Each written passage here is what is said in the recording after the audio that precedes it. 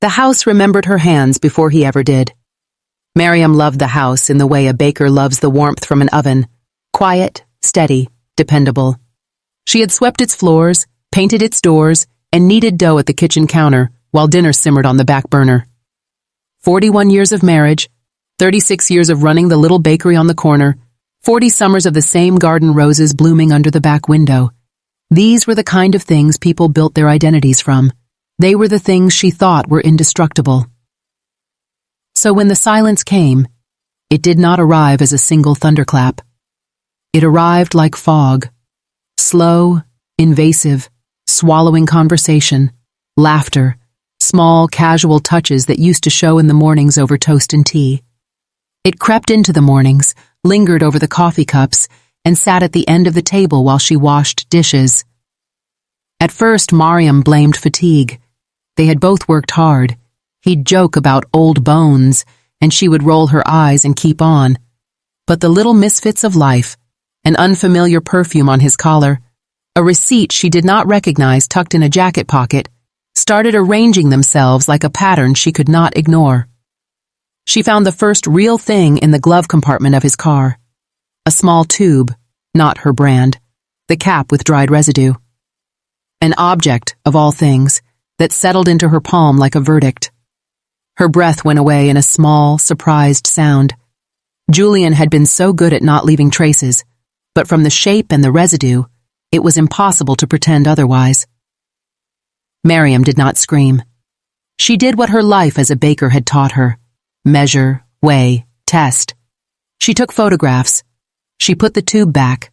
She left the car exactly as it was, because she learned early that evidence spoiled when you handled it without care.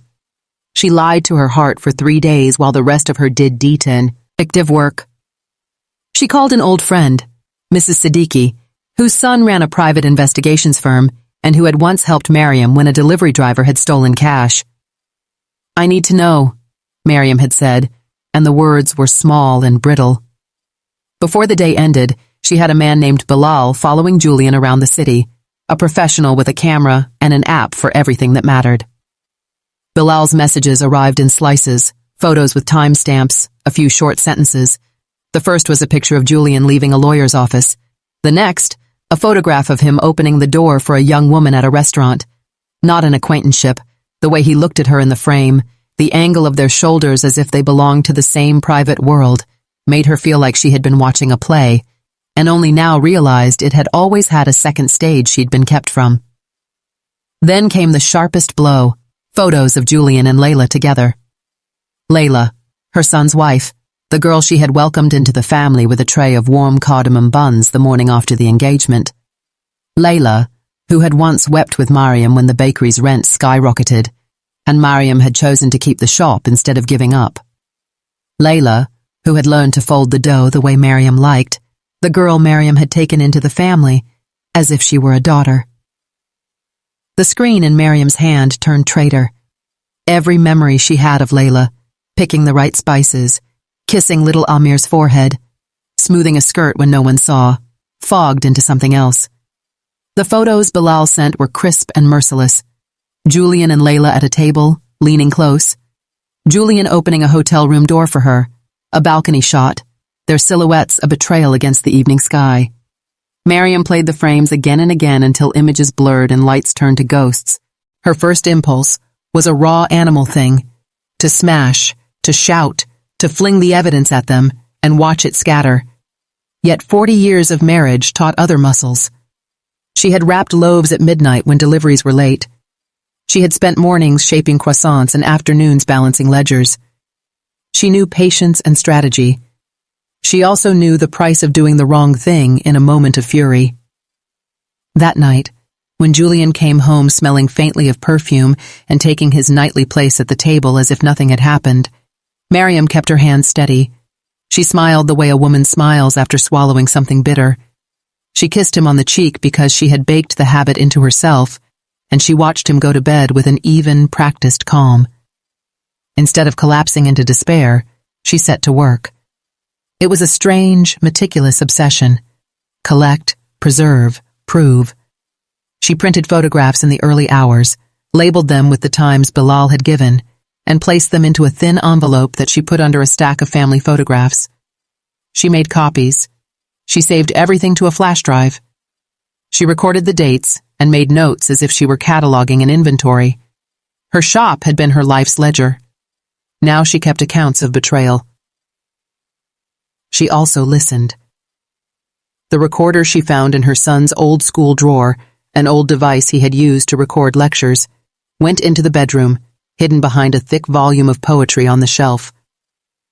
That night she lay awake pretending to sleep, and from her darkened bed she heard them move, their conversations low and intimate, an awful private radio that belonged to her and not to them. Layla's voice was younger, hungry in ways Miriam couldn't reconcile with the girl she had helped through bridal fittings. Julian's voice had a softness Miriam had not heard directed at her for years. It was like listening to a language she once loved being spoken to someone else. The recording gave them away. Layla's casual, ruthless ambition, "We'll move quickly with the contracts," she said, and Julian's complacent agreement, "She trusts me too much," were the final salt in the wound. This was not only about betrayal. It was about being undermined, about plans to reroute the future Miriam had built with her hands and her baking. They were not merely lovers. They were conspirators. Something inside Miriam that had been steady since she'd first learned to proof dough at dawn turned to a new kind of recipe. A plan to show the truth without resorting to cruelty. She wanted the family to see the facts, to shatter the performance piece Julian and Layla had been practicing in front of her. But she had to be careful. Daniel, their son, loved both his father and his wife. A clumsy reveal would ruin him. She thought of Amir, their grandson, who played with the rolling pins and believed the bakery was magic. The last thing Miriam wanted was to break him. She decided, therefore, on a non-violent sting, one that would leave no bodily harm, only visible evidence that could not be argued away. If there was something the human eye could not dismiss, marks, moments, undeniable proof, then the web of lies might unravel before they had time to spin it into a new story. For days she researched quietly. She asked Bilal if there was any room where Julian and Layla had been careless, left a napkin, a scarf, something that would show a trace. He sent back an answer from the hotel balcony footage. They had used an old pen, a cafe napkin, and a discreet tube, one small personal thing he'd seen Julian slip into a bag. Miriam made a decision that required two things she had in abundance: patience and the small chemistry of a baker. There were harmless temporary solutions, stains that wash out, powders that show up under special light, that would not injure anyone but would reveal what secret moves had been made on bodies and sheets. Not vengeance. Proof.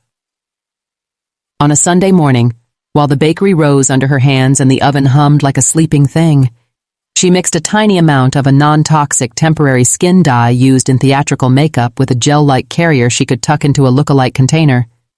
She had to be precise. Theater makeup was a strange cousin to pastry, a question of measurement, tolerance, cleanup. It glowed faintly under her desk lamp like memory. She did not intend maliciousness. Her goal was exposure, to bring into the daylight what had been hidden. If Julian and Layla were careless again, if they carried the stain when they thought themselves alone, it would be evidence. On a cuff, a collar, a palm. Visible, undeniable. Her substitute would not harm, it would only mark. Like flour dust on a baker's sleeve after late-night work, it would be something that could be photographed, shown, and placed before the son who deserved the truth.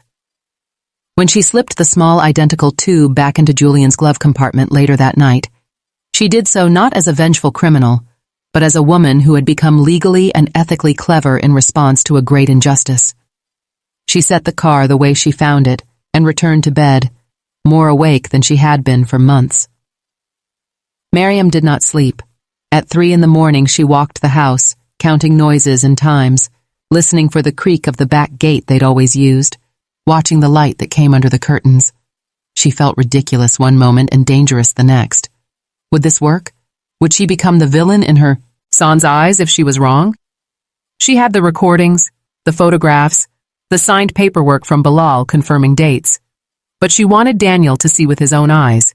to have a moment of cognitive clarity that came when all the pieces were set in a frame. When she slid the used key into its hook, she rehearsed the words she would say if her plan found success. She would not scream or throw accusations. She would show the evidence and say, "I kept this because I could not bear the thought of you living in a lie." She would make it possible for them to choose. She imagined, with great pain, the moment she would see recognition and then a rain of consequences. It made her stomach hollow and fierce. For now, the house held its breath. The bakery doors would open at dawn, and the ovens would demand attention. She would knead with evidence in her pocket. This was the new pattern of her days, rising before the sun, shaping bread as if shaping a new future, pressing dough into something that could feed and heal. In sneaking around the edges of betrayal, she found an old courage she had not used in years. She heard last-minute keys, hushed steps that were not hers.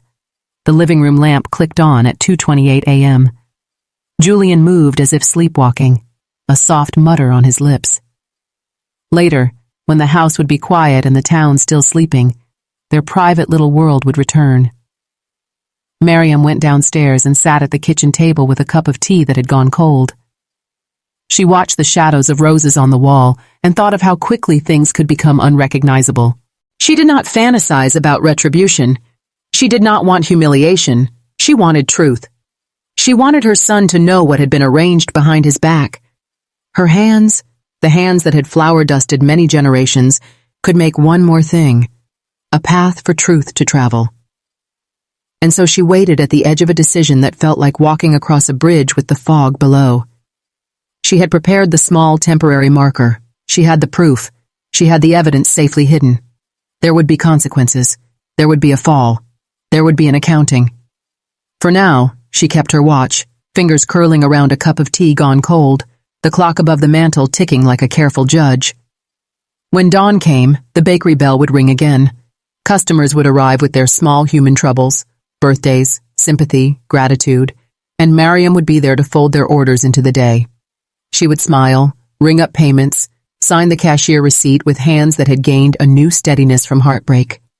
And later, in the privacy of a lamp-lit kitchen, she would hold a picture, a recording, and a marked sleeve in the light, and ask Daniel to look at them. She would speak slowly, because she had learned that people heard best when truth came like bread, warm, honest, and plainly offered. She did not know how he would react. She only knew she could not live another morning pretending the silence at the table was normal. Miriam pressed her thumb into the mug and felt the heat sink into her skin. The bakery, the house, the roses, they had been her life's scaffolding. She would not let them be taken away by secret shadows. She rose and wiped her palms on her apron. She would open the shop. She would keep the evidence close. And at night, when the world went quiet and the house hummed with the poetry of ovens, she would be ready. The next few days passed like a string of slow detonations, silent, invisible, but inevitable. Miriam had always thought that knowing the truth would bring some kind of peace. It didn't. It was heavy and loud and followed her through every task like a shadow that refused to leave. Even as she kneaded dough, dusted flour across the counter, and served customers their morning buns, her mind kept circling the same thought. When is the right time to reveal it? Her son, Daniel, was busy as ever. He managed the family bakery's deliveries now. A kind, decent man, loyal almost to a fault. And that loyalty was the reason Miriam's heart hurt so much.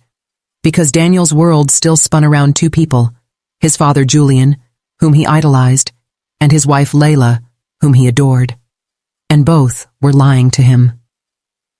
A shaky morning, one morning, Miriam was frosting cupcakes when she heard laughter from the front of the shop. Julian stood there with Layla, together, laughing over some inside joke. Layla's hand brushed Julian's sleeve for a fraction of a second.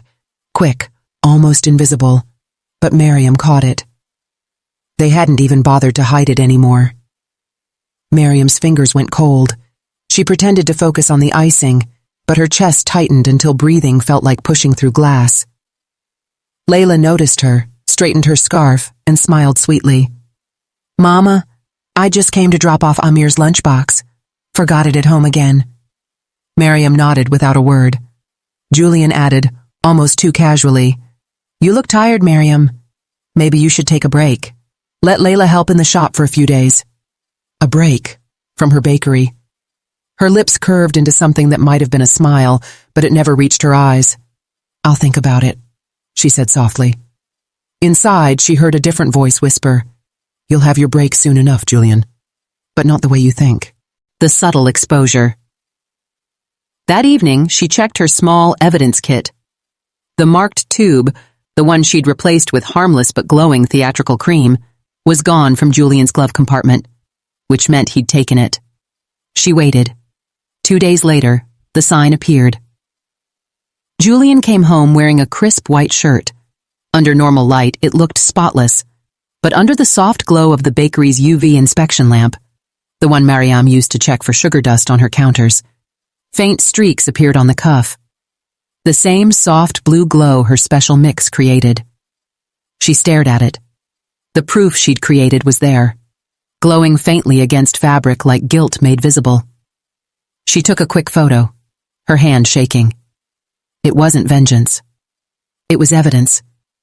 She placed the photo next to the recordings, the documents, the hotel receipts. Her folder was almost complete. Only one piece was missing: Daniel. Mother and son. That Sunday afternoon, Daniel arrived at the bakery with Amir. The little boy ran straight to his grandmother's arms. "Mama, look what I made!" he shouted, showing a paper heart with glitter. She smiled through the ache in her chest and hugged him tightly. "It's beautiful, Janu." When Amir ran off to play with the dough scraps, Miriam turned to her son. "Daniel, can you stay a while? There's something I need to tell you." He frowned. "Everything okay, Ma?" "Not really." Her voice cracked. "But it's something you should know before it destroys what's left of our family." He looked alarmed. "You're scaring me." She didn't answer. She walked to the cupboard, took out the manila envelope and placed it on the table. His name was written neatly on it in her handwriting. Daniel stared at it. "What's this?" "Proof," she said quietly, "of something I wish I'd never seen." He hesitated before opening it. The first photo, Julian and Layla in the cafe, made his lips par, but in confusion. The second, a hotel doorway, made his eyes widen. The third, the glowing sleeve photo, made him push the chair back, breathing hard. "No, this can't be. Daniel." He stood up abruptly. "They would never. Ma, maybe this is a misunderstanding." She took his hand gently. "I wanted to believe that too, but I have recordings, dates, receipts.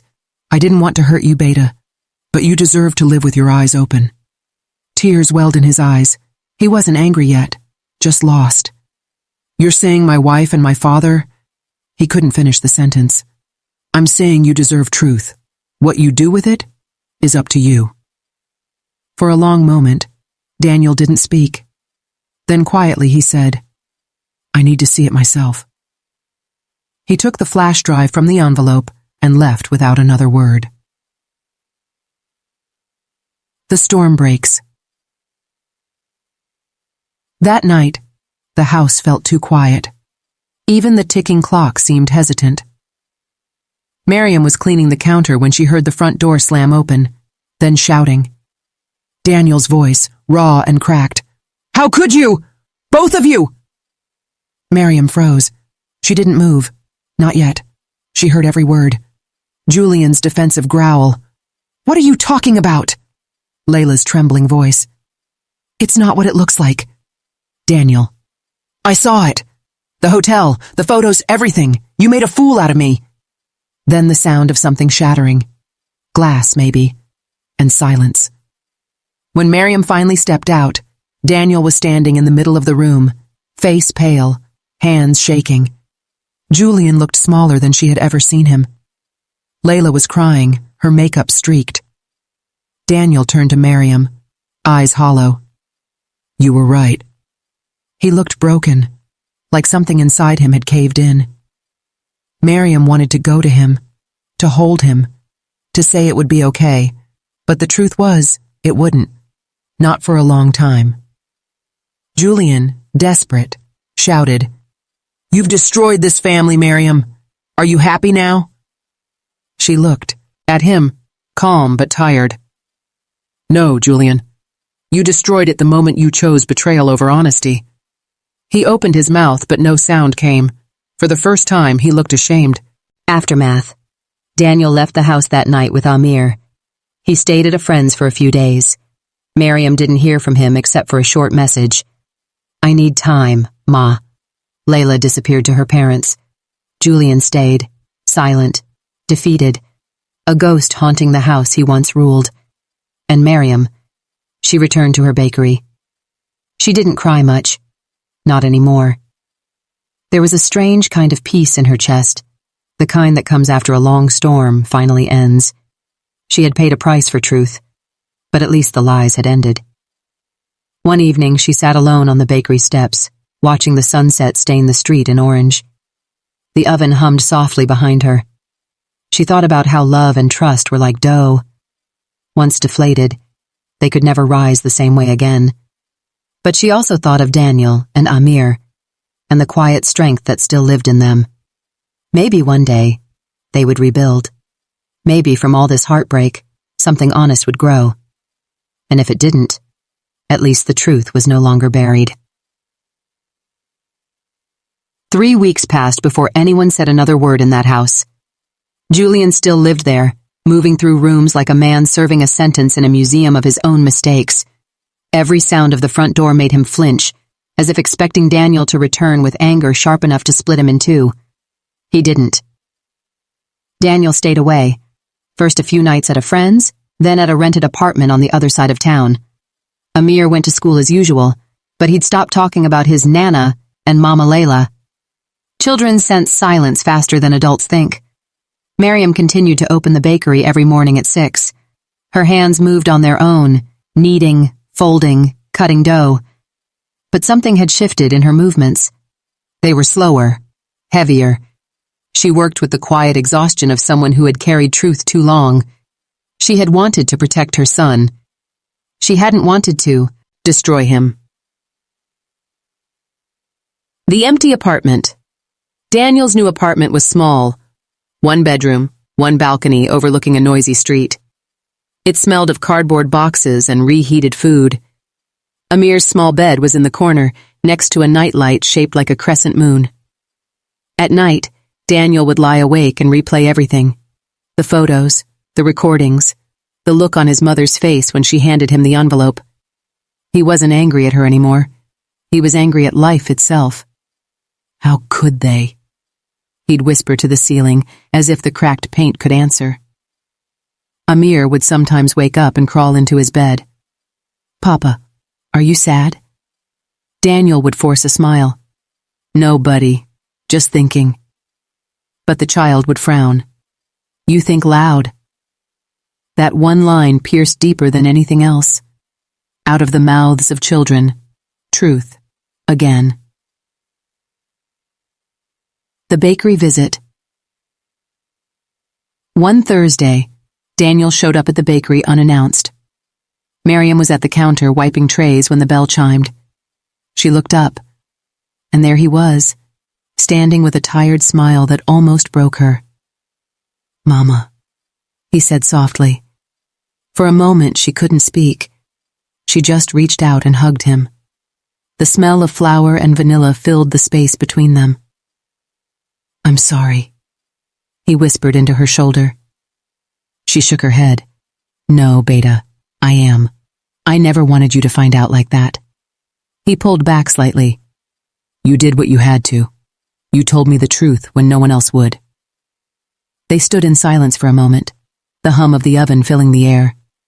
Then Daniel said quietly, "He wants to talk to you, Dad." Miriam's hands froze mid-wipe. "Now?" "He's been drinking a little," Daniel admitted. "Says he can't sleep. Keeps asking if you'll ever forgive him." Her face didn't change. "Forgiveness isn't something you ask for," she said finally. "It's something you earn." Julian's confession. That evening, Miriam returned home after closing the bakery. The lights were dim. Julian sat at the dining table, head bowed, a glass of untouched water beside him. He didn't look up when she entered. "You still come home early?" he murmured. She placed her bag down. Habit. Silence stretched between them like a scar. Finally, Julian spoke. "I don't have excuses left," he said quietly. "I can't say it was loneliness or midlife crisis. I was selfish, and I thought I was untouchable. You were always so strong. I forgot you could break, too." Miriam stood still, her back straight. "You didn't just betray me, Julian. You broke our son. You destroyed the trust of a child who saw you as his hero." He nodded slowly. "I know." "Do you love her?" Miriam asked, her tone flat but heavy. Julian hesitated, and in that hesitation, she found her answer. "No," he finally said. "I loved the attention. I loved being wanted, but I didn't love her, not like I should have loved you." Tears welled in her eyes, uninvited but real. She turned away before they could fall. Love is not a second chance you ask for when the first one dies. "I know," he whispered, "but I'm still asking. Not for love, just for forgiveness. Not today, not tomorrow, maybe someday." Miriam said nothing. She simply walked past him and went upstairs, her heart heavy and uncertain. Layla's return. A week later, a letter arrived. It was from Layla. The envelope was neat, the handwriting delicate but trembling. Miriam sat at the counter in the empty bakery and opened it with careful fingers. "Mama, I don't expect you to forgive me. What I did was cruel. I destroyed my own marriage, your trust, and the only family that ever truly cared for me. I've left the city. I'm staying with my aunt. I'm not proud. I'm ashamed. Please take care of Amir. He doesn't deserve the consequences of my weakness. I'm sorry. For everything. Layla." Mariam folded the letter and placed it in a tin box under the register. Not to keep it as a memory, but as a reminder. Forgiveness was not the same as forgetting. That evening, she told Daniel. He didn't react right away, just nodded. "Maybe it's better this way." He looked older when he said it, not by years, but by experiences he never wanted. Small steps toward healing, time did what it always does, moved on, quietly, without asking permission. Mariam and Daniel ran the bakery together again. Amir started helping with the cash register, his laughter slowly bringing warmth back to the shop. Julian still lived in the house, though he kept to himself. Every morning he placed fresh flowers on the kitchen table before leaving for work, a silent apology that never asked for acknowledgement. Mariam never threw them away. One afternoon, Daniel caught her watching the flowers thoughtfully. "Ma," he said softly, "do you think people can really change?" She looked at him for a long moment. "Yes," she said finally, "but change doesn't undo what's been done. It just teaches you how not to do it again." He nodded, eyes glistening.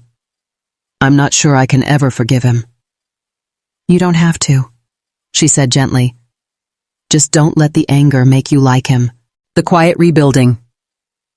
Months later, the bakery hosted its 25th anniversary celebration. Neighbors, friends, and loyal customers filled the space with laughter and stories. The smell of cardamom buns filled the air, and Amir ran between tables with a frosting-smeared grin. When it came time for the speech, Daniel handed the microphone to Mariam. She stood there, the woman who had held her family through fire, and spoke softly but firmly. "This bakery was built on trust," she said, "and sometimes life burns that trust. But like bread, even when it breaks, it can be remade, softer, stronger, if we have the patience to start again." The crowd applauded, but Julian, standing quietly in the back, lowered his head, tears glistening in the corners of his eyes. For once, Mariam didn't look away. Their eyes met, not with love, not with hate, but with an understanding that the past would always live between them, but not rule them. Later, as the lights dimmed and everyone left, she found Julian lingering by the counter. "Beautiful speech," he murmured. "It wasn't for you," she said simply. "I know," he replied, "but it healed something in me anyway." For the first time, she smiled, faint, tired, but real. Then maybe it healed something in me too. The sunrise after the storm, months passed. Seasons changed. The bakery thrived again. Miriam still lived with Julian, but as housemates, not lovers. Theirs was now a relationship of civility, of quiet respect that had replaced affection. And that, perhaps, was enough. Daniel began taking evening classes in business, determined to expand the bakery into a chain. "Not for profit," he told her, "but because your name deserves more than one signboard." And Amir, little Amir, grew up surrounded by the smell of sugar, cinnamon, and second chances. Sometimes when Miriam watched him laugh, she thought, maybe this is what survive. Al really means not erasing pain, but baking something new from its ashes. 6 months had passed since the anniversary celebration. To outsiders, the bakery looked like a symbol of strength. Golden brown loaves lined neatly on the shelves, cheerful music playing in the background, the smell of cardamom and butter drawing in regulars from every corner of town. But behind that sweetness, 3 hearts still carried quiet storms. Julian, the husband who betrayed; Miriam, the wife who endured; Daniel, the son torn between both. And then there was a 4th, a name no one dared speak aloud anymore. Layla. The call that broke the calm. It was a cold, rainy Tuesday when the call came. Miriam had just finished kneading the dough when her phone buzzed on the counter. Unknown number. She hesitated before answering. "Hello?" A faint, trembling voice replied, "Mama, it's me." Miriam froze. That voice, that small, shivering tone, Layla's. The phone felt heavier suddenly. "Where are you?" Miriam asked, her tone firm, but not harsh. "I'm in the city," Layla said. "I've been back for a week. I didn't know if I should call." Miriam leaned on the counter, her heart pounding. "Why are you calling now?" A long pause. Then softly, "I'm pregnant." The dough slipped from Miriam's hands. The weight of silence. For the rest of that day, Miriam didn't say a word. She worked quietly, her movements robotic. Julian noticed her distance that evening, but didn't dare ask. When Danielle came by to drop Amir off after school, she sat him down. "There's something I have to tell you," she began slowly. Daniel frowned. "Is it about Dad?" She shook her head. "It's Layla. She's expecting." The air left his lungs. He leaned back, blinking hard as though trying to keep the world from spinning. "Is it—" He couldn't finish the sentence. Miriam looked at him, her expression heavy. "She didn't say, but you and I both know the answer." Daniel's fists tightened around the edge of the chair. His jaw clenched. "Of course. It's his." The father's shame. That night, Daniel drove straight to his father's house. Not to confront, but to demand truth. Julian was sitting in his study, reading an old newspaper when the door slammed open. Daniel stood there, soaked from the rain, his eyes sharp. "She's pregnant," he said flatly. Julian didn't move. He didn't even pretend to misunderstand.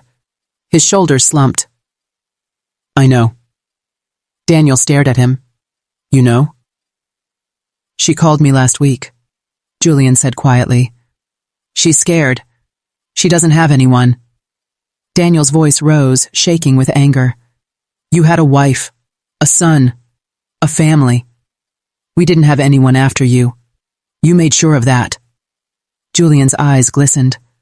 I know what I did. No, you don't, Daniel shouted. You destroyed everything, and now you want me to feel sorry for her? Julian stood up, voice breaking.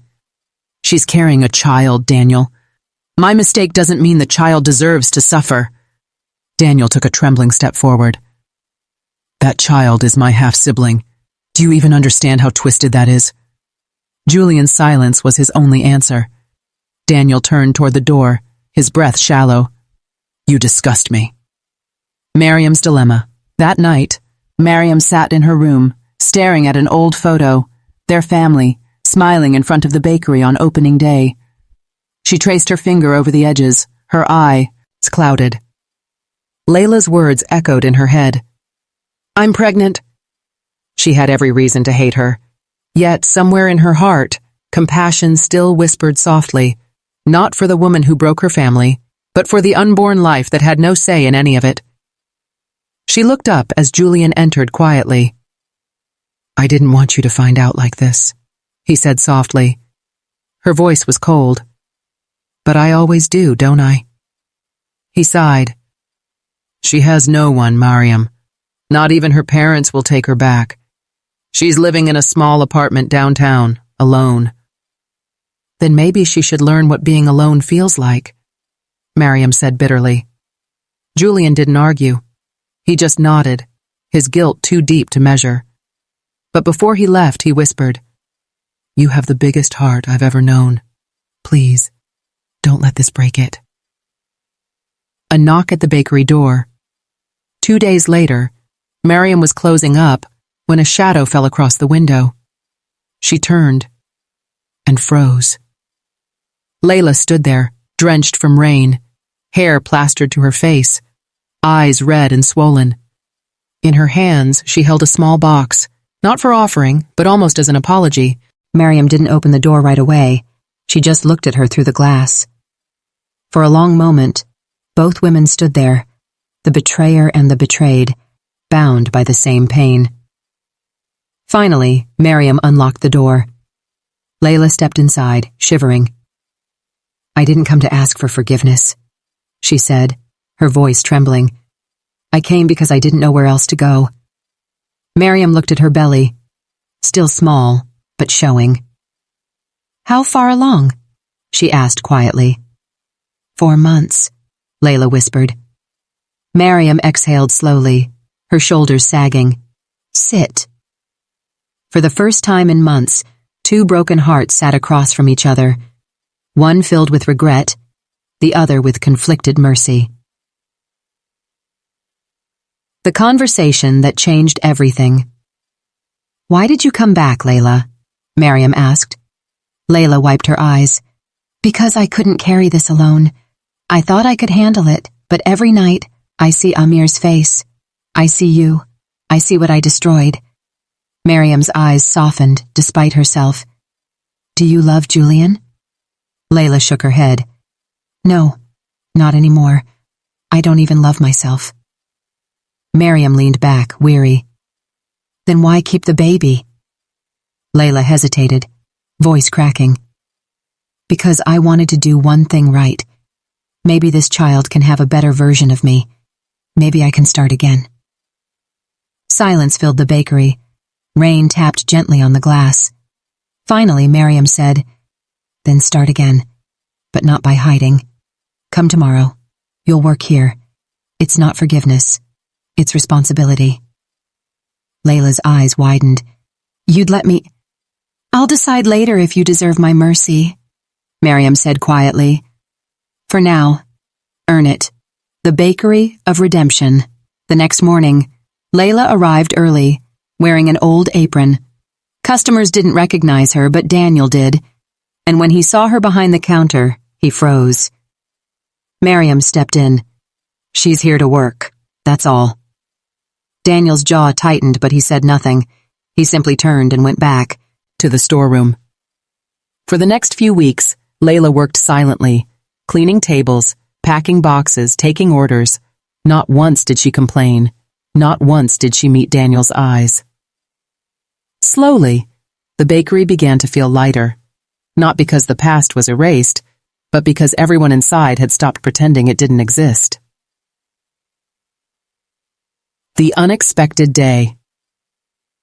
One afternoon, as the sun filtered through the bakery windows, Layla suddenly staggered and grabbed her stomach. Flour spilled from her hands. Maryam rushed forward. "Layla? I think it's too early," she gasped, clutching the counter. Maryam didn't hesitate. She shouted for Daniel. Together, they got her into the car and rushed to the hospital. Hours passed. Finally, the doctor came out, his expression calm but serious. "She's stable. The baby's premature, but both are alive." Relief washed over them all. Daniel sat down, covering his face. Maryam placed a hand on his shoulder. "You see, Beta," she whispered, "sometimes God gives us chances we don't think we deserve." The birth of innocence. Layla woke up hours later. A nurse brought a small incubator beside her bed. Inside, a tiny, fragile baby with a heartbeat that refused to give up. She turned to Maryam, eyes full of tears. "A girl," she whispered. "I named her Amal." Maryam smiled faintly. "Hope." Layla nodded, sobbing softly. "Yes. Hope." Daniel stood at the doorway, watching silently. For the first time, he didn't see betrayal. He saw humanity. A broken woman holding something pure. He stepped forward. "She's beautiful." Layla looked up, trembling. "I'm sorry, Daniel, for everything." He didn't answer. He simply looked at the child, and for the first time in years, his eyes softened. The first cry of little Amal didn't just echo through a hospital room. It rippled through every broken corner of their lives. It was the sound of something none of them dared to believe in anymore, a beginning. A fragile morning, Maryam visited the hospital every day for the next 3 weeks. She'd bring soup, fresh bread, and tiny socks she knitted herself. The nurses whispered about the kind woman who mothered the girl who broke her home. They didn't understand. This wasn't forgiveness. It was duty. Layla, pale but grateful, would whisper, "Thank you," after every visit. Maryam always answered the same way. "Take care of your daughter. That's thanks enough." Daniel came only once, staying at the doorway, hands in pockets. He didn't look at Layla. He looked at the baby. A single tear escaped before he turned away. Home again, a month later, Amal was discharged. Layla moved into a small room above the bakery, the same one Maryam had once rented to a student years ago. At night, when the ovens cooled and the scent of cinnamon faded, the baby's soft cries replaced the hum of machines. Julian, who still visited the bakery silently every evening, would often stand by the door and just listen. He'd never ask to hold the child. He knew that right wasn't his to take. A mother's quiet collapse. One morning, as Maryam bent down to pick up a bag of flour, a sharp pain shot through her chest. The world blurred for a moment. She steadied herself against the counter, forcing her breath steady. When Daniel noticed her hand trembling later, she brushed it off. "Just tired, Beta. Too much work." But that night, when she lay in bed, she pressed her palm to her chest and whispered, "Not now. They still need me." New routines. Life found a rhythm again. Layla worked mornings. Daniel managed supplies and deliveries. Maryam oversaw the baking. Amir adored the baby. "She smells like milk and magic," he'd giggle, pressing his nose against her tiny hand. Even Daniel smiled when he saw that. Sometimes, he'd help Layla close the shop, handing her the heavy trays. Their conversations were brief. Wadan, either, supplies, baby's sleep schedule, but something unspoken lived beneath the words. Understanding, not romance. Pain had burnt away attraction. What remained was empathy. The night of truth, one late night while cleaning up, Layla found Maryam sitting on the stairs, pale and sweating. "Mama!" she gasped, rushing forward. Miriam tried to smile. Don't worry, it's nothing. But her breathing was shallow, her lips trembling. Layla didn't wait. She called Daniel immediately. At the hospital, the doctor's face told them what words couldn't. She's been ignoring her condition for months, he said softly. Heart strain, likely due to stress. She'll recover if she rests, but no more overwork. Layla's knees gave way. I should have seen it. She was helping me when she should have been helping herself. Daniel squeezed her shoulder gently. She never tells anyone when she's in pain. He looked through the glass at his mother, lying in the bed, monitors beeping softly. For the first time, he felt the weight of how much she'd carried, all their mistakes, all their grief, alone. Julian's silent prayer. Julian arrived an hour later. He stood by the window, tears streaking his face silently. I don't deserve to pray for her, he said to Daniel. Daniel didn't reply. He just stared at the woman who had held them both together even when they'd fallen apart. After a long silence, Julian whispered, If she doesn't make it, I'll never forgive myself. Daniel turned to him, voice raw. You already don't. The letter in the drawer. 2 days later, when Miriam was strong enough to speak, she called Layla to her bedside. There's a letter in the bakery drawer, she said. If anything happens to me, promise you'll give it to Daniel. Layla's eyes filled with tears. Don't say that. I'm not, Miriam said softly. I'm just making sure love doesn't die with me.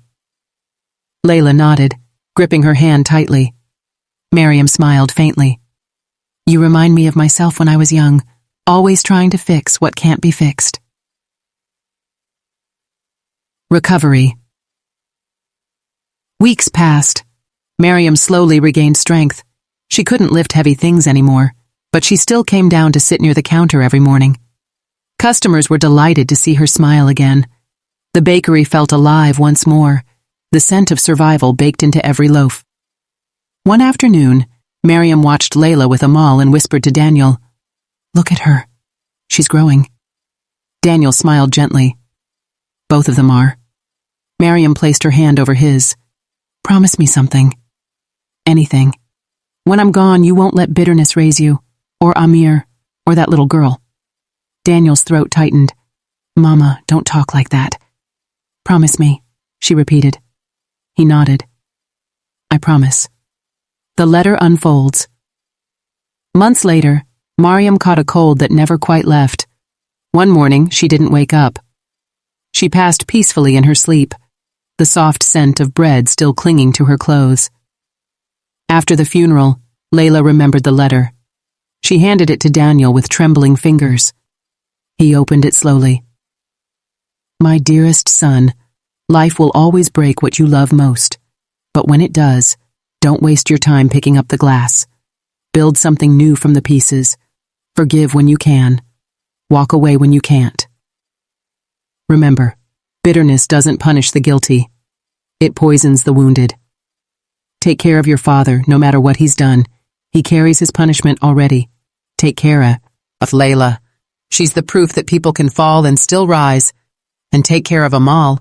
She's our new beginning. Mama. Tears blurred the ink. Daniel pressed the letter to his chest. He whispered, You always knew how to love what was broken.